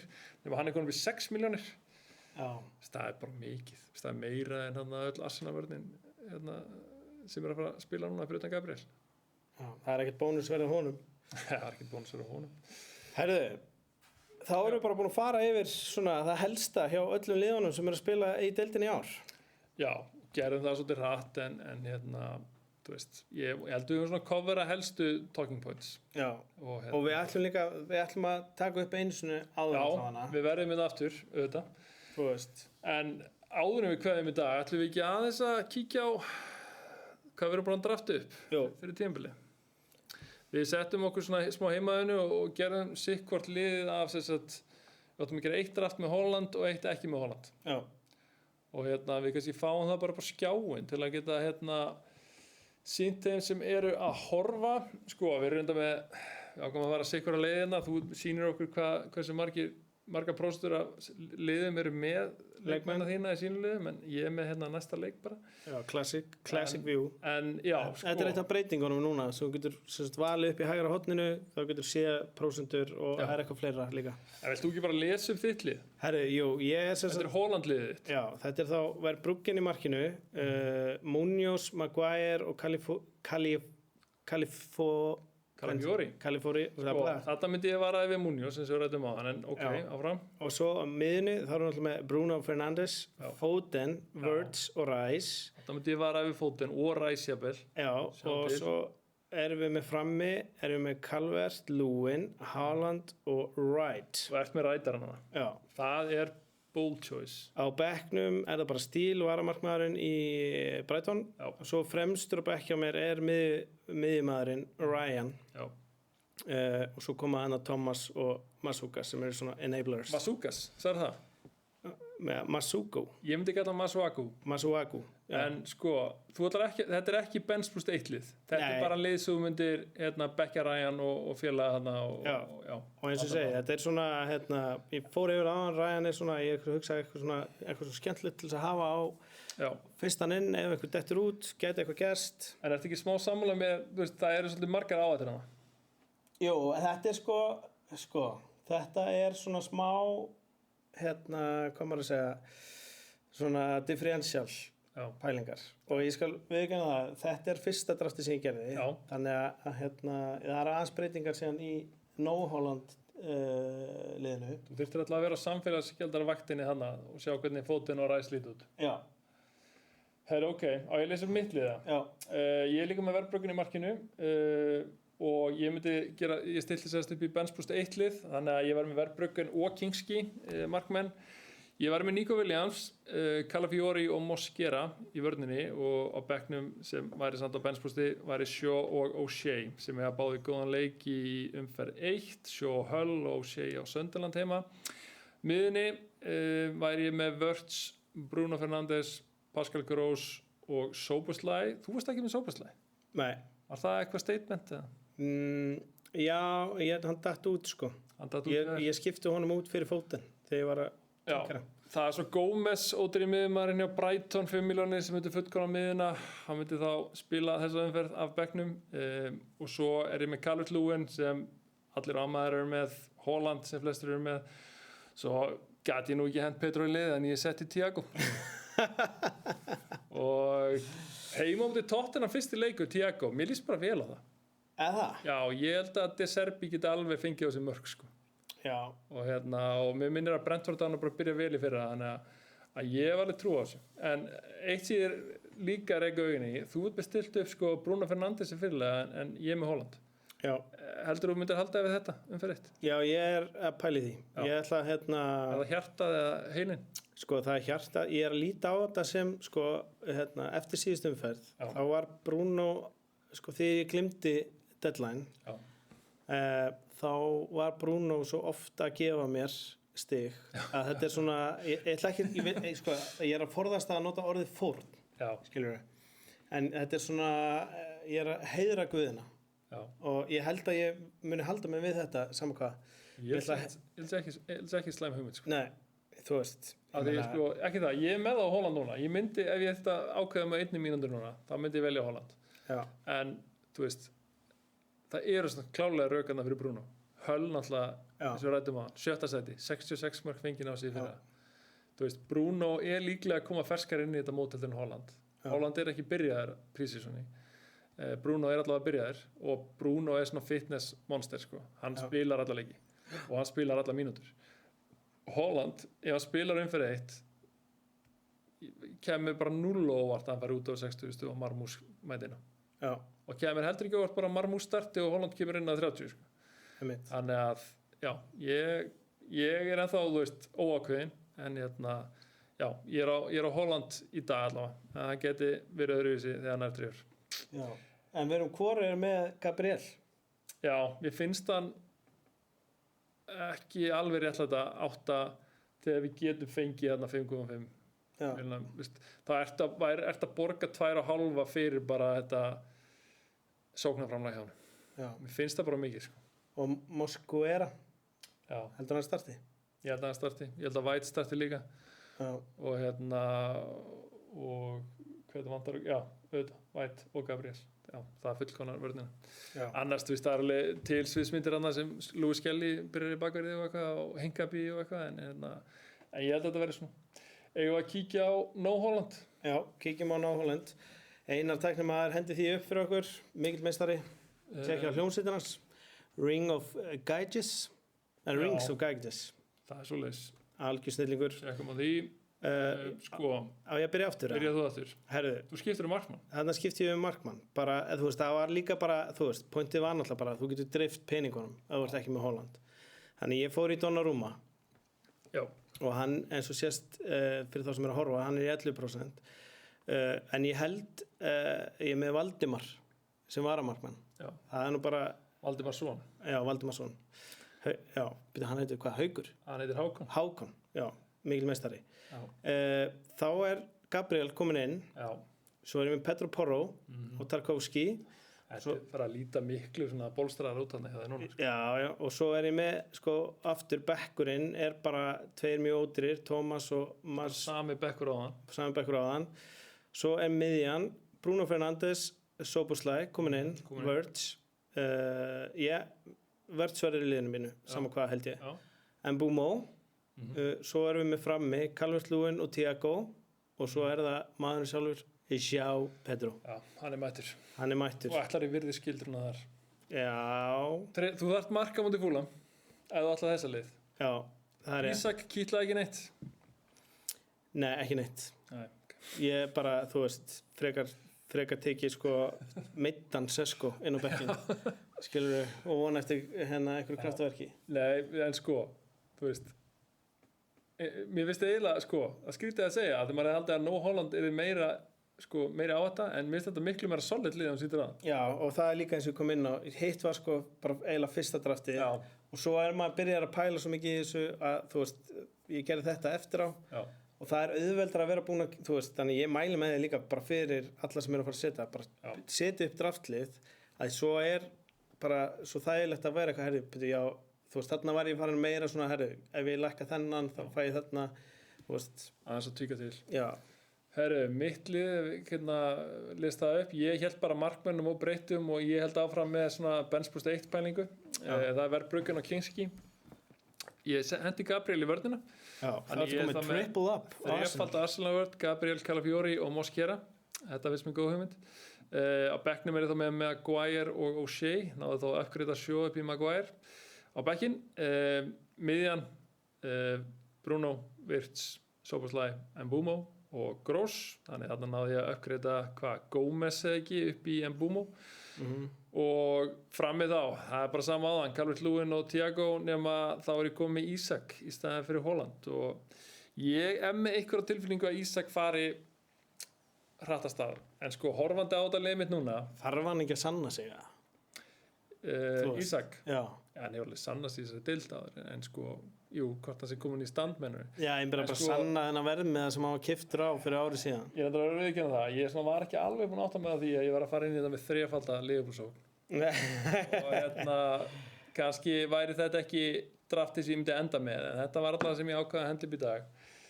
Og þrefalda Arsenal vörn, ég meina, það hljómar og svo bold og skrítið, en þú veist, mér finnst það bara frábær hugmynd, sama hvað.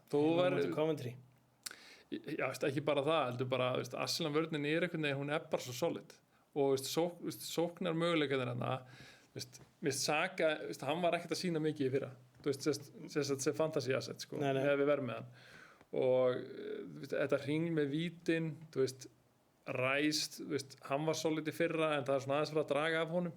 Já. Þannig að þreyttur eftir bara langt season í fyrra og HM núna, þannig að ég er alveg til, opið fyrir því bara að lokka inn á vörnina og sleppa bara sókninni. Sko. Myndirðu segja að Arsenal-vörnin var world class vörn? Hún er world class vörn. Og Arsenal-vörnin í dag er náttúrulega bara í boði world class, sem er besta líkasættastöðin á Íslandi. Ég vissum að ef Gabriel myndi mæta til lands að hann myndi rífilóðin þar, frekar en annars þar. Hvert heldur hann myndi mæta í Laugar? Nei, hann ekki svona, myndi að mæta hann fyrir 24/7 sem sko. Já, þú meinar á nóttunni, hann er alltaf öðru tímabelli sko. Já eða hvað? Ég held kannski að vera hjá háskólanum í Vatnsmýrinni. Hann mætir í Vatnsmýrina, já. Því það er, þú veist, stutt í bæinn. Já, og getur farið í heita pottinn og já. Nei, skulum eftir að plata okkur, hann fær alltaf í Laugar. Já, það er bara it's a place to be. Heyrðu, eru þú ekki bara að segja þetta gott, Sindri minn? Já, viljum við rétt renna yfir spurningarnar sem við fengum? Sko, það er allavega ein spurning. Við coverum einhverjar af þeim, ég held ég þurfi bara að svara þeim persónulega á Instagram, en þú mátt henda einn í mig. Já, sko, það var nefnilega að við settum inn, sko, þú settir inn spurningu, sko, nei, þú skrifar á að kíkja í Petro-pakkan og við fengum spurningu frá mjög dyggum hlustenda. Hvort er Albert líklegri til að velja já eða sjá Pedro? Viltu gefa upp? Ég skil einnig spurninguna, en sko... Þá erum við að tala um já í atkvæðagreiðslunni sem er núna eftir. Já, ég gef ekkert upp það hér. Þannig að sko, Pólitískt en podcast. varandi sjá Pedro, sko, ég er alltaf að vera líklegur og líklegur að velja, finnst mér. Já. Ég var alveg bara harður að gera það ekki, sko. En mér langar samt rosalega að sleppa. En þá þarf ég eitthvað sem ég treysti. Og ég treysti, mér líður í dag eins og ég geti treyst Thiago, en ég veit ekkert hvernig mér líða með það eftir viku, sko. Ok. Þú veist, að horfa á 50 okkur bara sliða með Pedro. Já. Hann er búinn að vera heitur á prísisson. Ef hann hendi bara ykkur að þrennu hann í fyrsta leik, það er ég í vesinni, sko. Já. Þannig að þetta it works both ways, sko. Já. Þannig já, ætlar að taka fleiri spurningar? Sko, ég ætla, sko, það er það eru spurningar út í svona tipped strategíur, bench boost í fyrstu umferð og eitthvað. Já. Við ætlum að taka það meira bara í næsta þætti þegar, þú veist, við nennum ekki að svara öllu eitthvað býð og sjá, skiljum. Þú veist, við verðum að hafa meira upplýsingar. Já. Það er bara önnur að þú ert að tala um Pedro, ég ætla bara að orða hana. Eru kannski alla spurningarnar Pedro? Mjög mikið, sko. Pedro 75, engin Evrópa og spilaði frammi með Welbeck daginn. Er það ekki solid? Af því að mér finnst þetta gott hashtag sem hann bæti við. Sorry Albert. Já. Fólk er orðið meðvert með þér, sko. Jú, ég myndi þannig segja, veist, Pedro er alveg solid pick. Þú náttúrulega sagðir í byrjun þáttar, Chelsea er að fara að vera meistarar. Já. Pedro það er the safe way að taka Pedro. Já. En mér langar rosalega að taka áhættu gegn hann og ég held ég muni gera það. Bara því hann pirrar mig. Mér finnst hann alltaf pirrandi, hvort sem hann er í liðinu mínu eða ekki og hvort sem hann er að skora eða ekki, þá finnst mér hann pirrandi. Já. Þannig að ég er að pæli að sleppa hann. Ein loka og svo tökum við restina bara í næsta þætti. Já. Við geymum spurningarnar, engar áhyggjur. Sko, bara varandi svona taktík, sko, af því þetta er einmitt sem ég oft velt fyrir mér, sko. Pétur spyr, er betra að taka sterka leikmenn úr sem flestum ólíkum liðum eða velja sem flesta úr sterkum liðum? Þú veist, að ég oft hugsaði þetta þannig, bara eitthvað, heyrðu, ætlar að taka bara, þú veist, vera með solid, þú veist, að dreifa áhættunni, að vera með eitthvað, þú veist, eitthvað, bara aldrei triple up, aldrei neitt, skilurðu, bara, já, þú veist, að því að einhver liður að fara að vinna leiki, einhver að fara að tapa þeim, þú veist, að dreifa áhættunni, eða bara eitthvað, heyrðu, Arsenal, Manchester City, Liverpool, United, þú veist, bara þetta eru lið sem vinna oft leiki, líkurnar eru þá með öllum þeim leikmönnum og þeir skori hátt. Það fer svolítið bara eftir, sko, ég var að segja þínu áhættu þoli, sko. Þetta er bara, ertu til í að vera smá óbalanserar í liðinu fyrir kannski hærra potential. Svo ég finnst alveg góð hugmynd að taka þrefalda Arsenal-vörn. Það er ekki balanserað, en hún er bara það góð í að vera til í að baka hana. Já. En ofta samt alveg góðir alternatives, þannig að þú þarft ekki að taka svona mikla áhættu. Þú getur dreift clean sheetunum meira með að taka varnarmennum öðrum liðum. Þannig ég myndi segja að það er ekki rétt leið í þessu. Þú veist, auðvitað er öruggara að dreifa áhættinu einhvern veginn aðeins, en það er hærra potential þegar þú bara segir, heyrðu, ég ætla bara að all in hérna á Arsenal-vörðina. Mér finnst þetta meira við eða sko varnarlega heldur sóknarlega. Að því, þú veist, ef þú tekur triple up sóknarlega, eins og ég var að gera á þann og kannski alltaf endur skoða, þetta er ólíklegt að fá þér stig frá öllum þá. Já. Það veist, jú, þið getur lagt upp okkur annan og eitthvað svoleiðis, en þú veist, það eru ekkert oft eitthvað mikið meira en 2 mörk í leik, sko. Sérst hjá einu liði. Þannig að vera að bakka það að 3 mismundi gæja sem fara að skora er kannski svona, það er svolítið bjasint. Já. En ef við þá ekki bara fara að segja þetta gott? Herri, jú, ekki bara minna á miðlana, þar sem við erum að fara að keyra í gang gjafaleikinn okkar. Já. Við erum náttúrulega á þessum öllum helstu miðlum, undir 38 umferðir. Við þökkum okkar samstarfsaðilum með þetta, sem eru hverjir. Það eru Thule, það eru Visitor, það er Bullseye, það er World-Class og það er Matakjallarinn og Íslenski barinn. Já. Eitthvað að lokum? Ég held að við séum bara góðir. Svo bara komum við inn hérna komum inn eftir viku og líka fylgjast með miðlunum upp á að við munum kynna deildirnar. Já, kynna deildina í samstarfi fótbolti.net. Risadeild með risavinningum, þannig stay tuned. Stay tuned. Annars er það bara takk í dag. Þangað til næst.